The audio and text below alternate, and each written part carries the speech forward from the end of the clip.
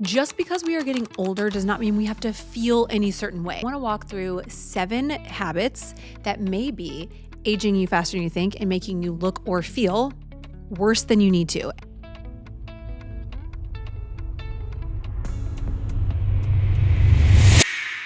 You know what I just don't want to hear?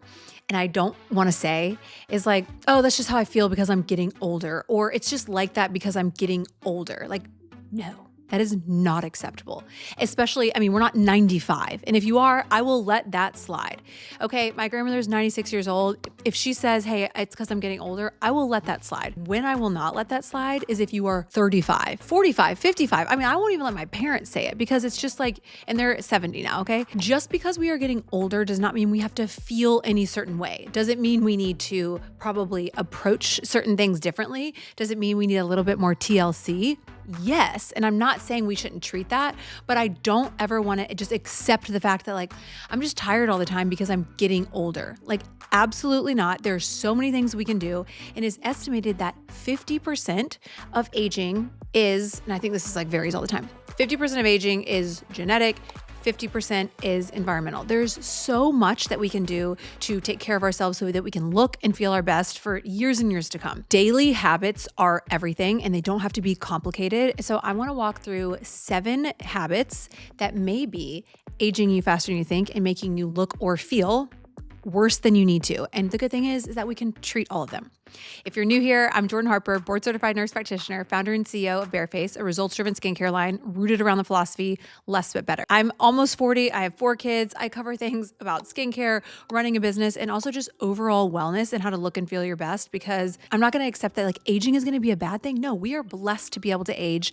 And I want to take care of my body so I can live a long, healthy life with my husband and with my kids. And so these are 7 things that I have seen time and time again, people doing that are actually accelerating the aging process. So let's get into it. Before we get into the 7 things, I want to talk about this twin study. And I think it is so impactful. And this is where the estimation really came from, like 50% of aging is genetic versus 50% is environmental. There was this twin study done. And this is incredible because these are twins, right? Like they are probably 99% the same DNA. One smoked, one got more sun exposure. And you can like literally tell the difference how these 2 twins age, I would say, pretty dramatically different, and showing you that like you can control how you feel, how you look, how you present yourself to the world. So I think it's like the most freeing thing ever is just like knowing that we have control of so much of what we choose to do every single day. Okay, number 1 is going to maybe surprise you, but maybe not. Snoring. Mouth breathing. This is actually something I'm incredibly passionate about. One, because addressing mouth breathing for me, my husband, and our kids has been like a profound impact, honestly, on our lives.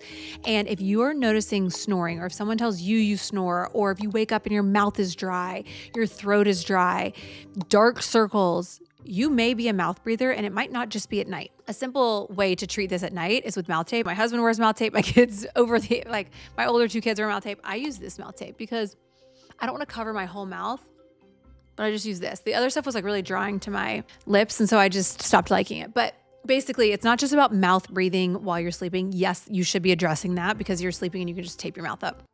It's also about tongue posture. And my husband is an oral and maxillofacial surgeon. He deals with orthognathic cases, which basically is where, because a lot of times people are, if they're mouth breathers, their face will form. And you can see here, like this is a example of a mouth breather versus a nasal breather. The reason I'm saying this is number 1 is because I think this is so instrumental in your overall health. Breathing is fundamental, and nasal breathing is so essential. Like that's truly where everyone should start.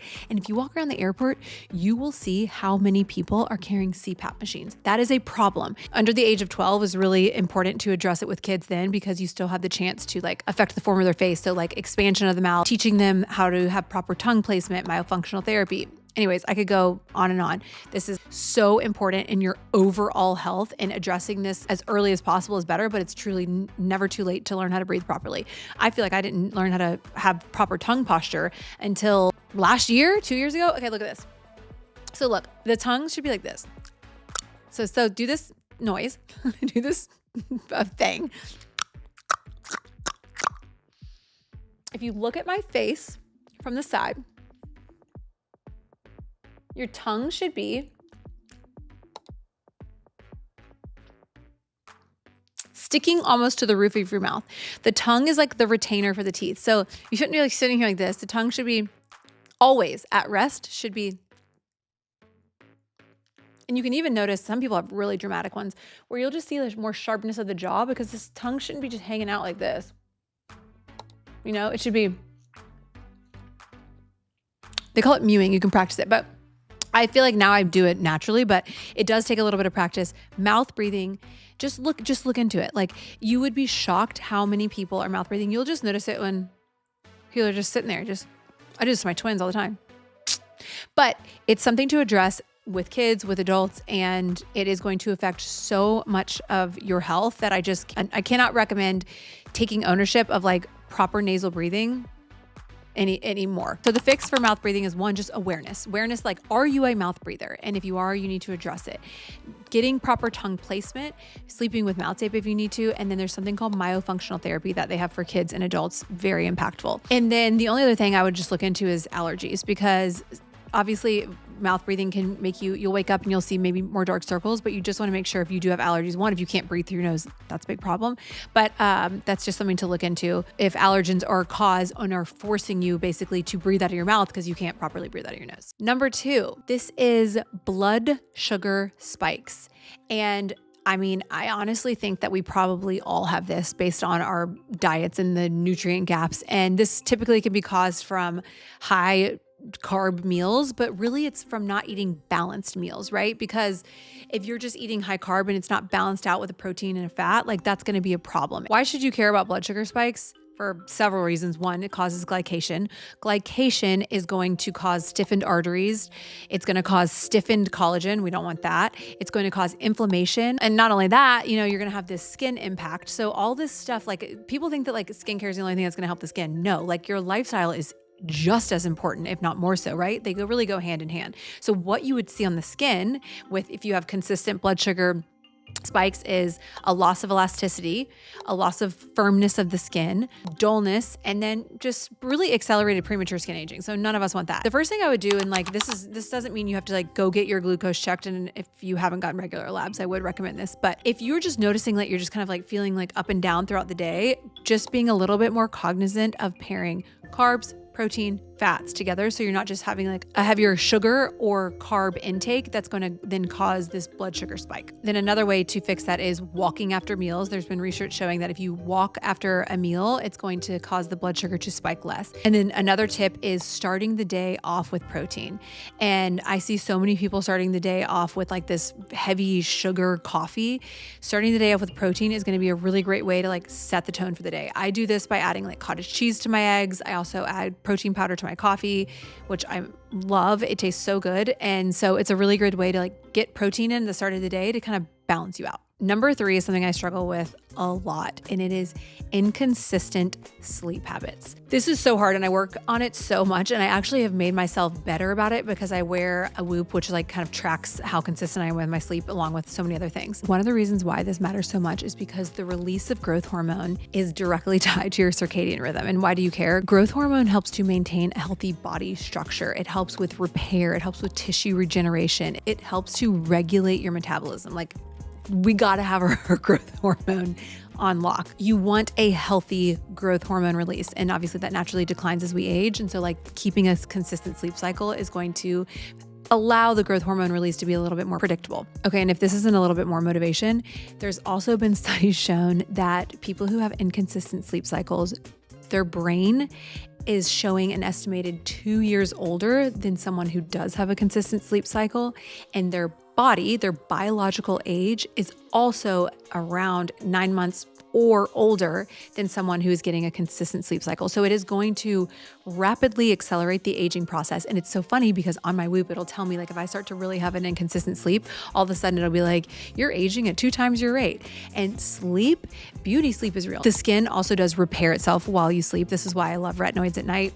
And this is why that 11 to 2 o'clock window is so important, because that is when the skin does a lot of its repairing.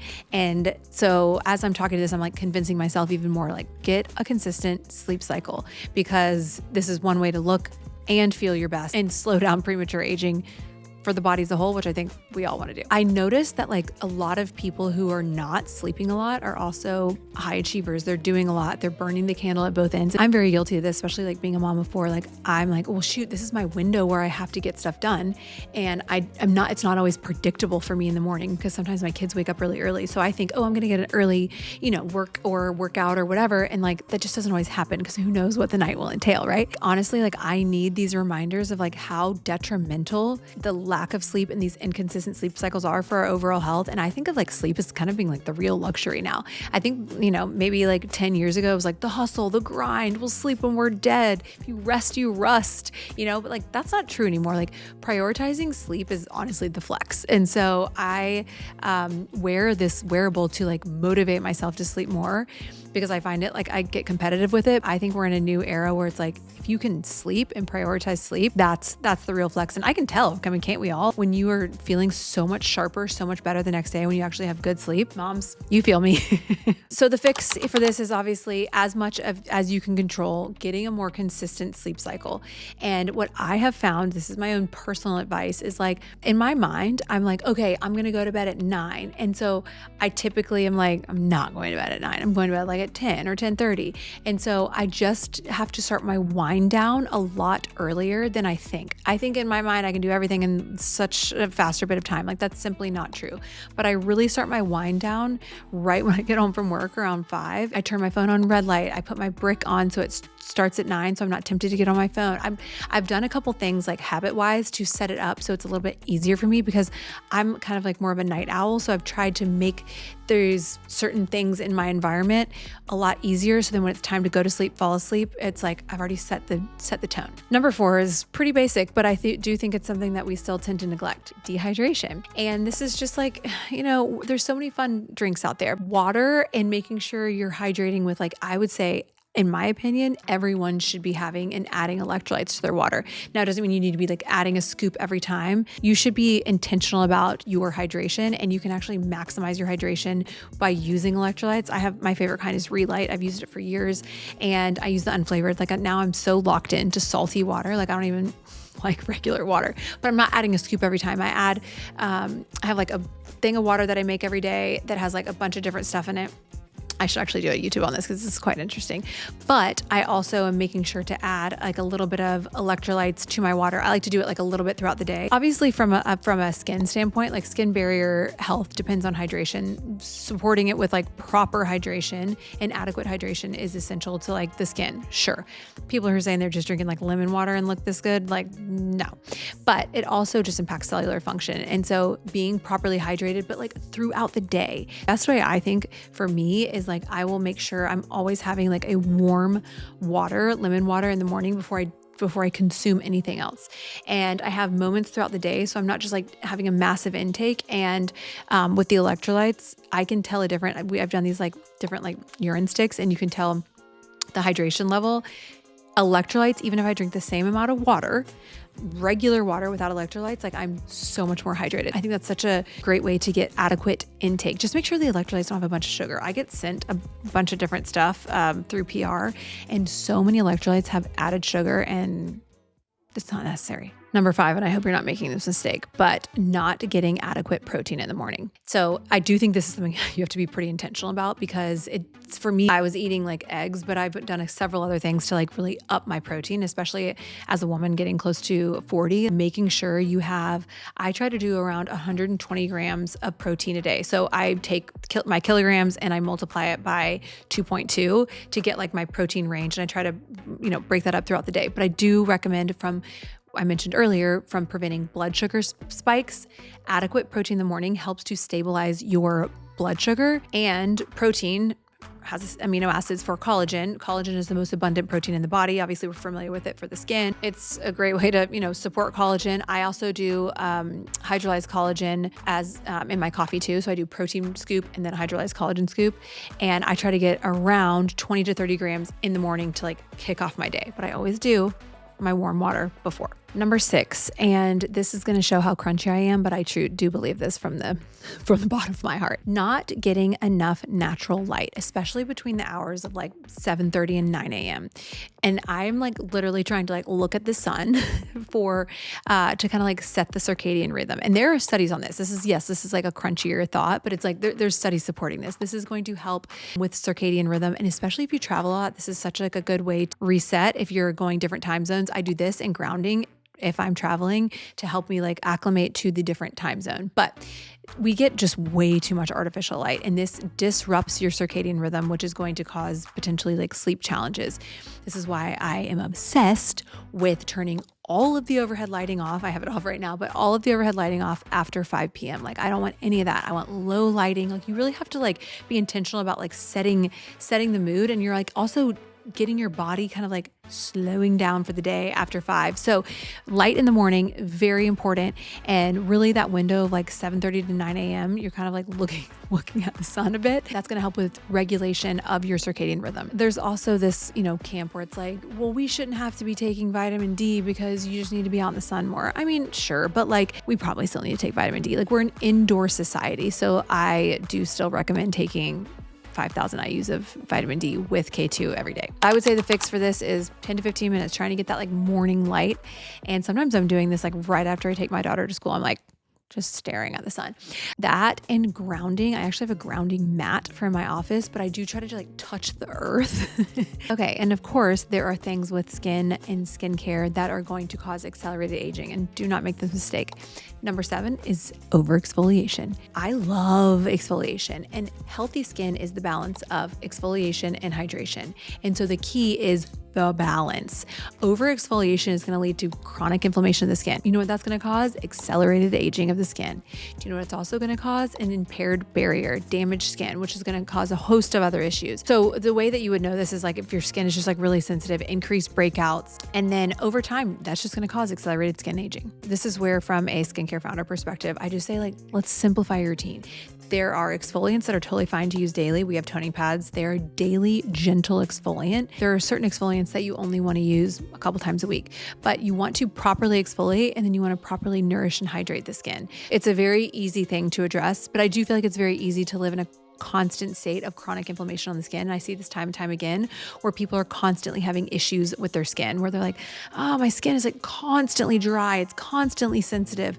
That is telling me that you have chronic inflammation of the skin. And that is telling me that, one, you are causing more accelerated skin aging, but also that potentially you're over exfoliating and you're not using the right products for your skin type. I hope you're not making any of these mistakes. I know I certainly am. And I'm going to get some good sleep tonight. Thank you so much for being here. And if you have any questions, don't forget to drop them below, and don't forget to like and subscribe. I'll see you next week.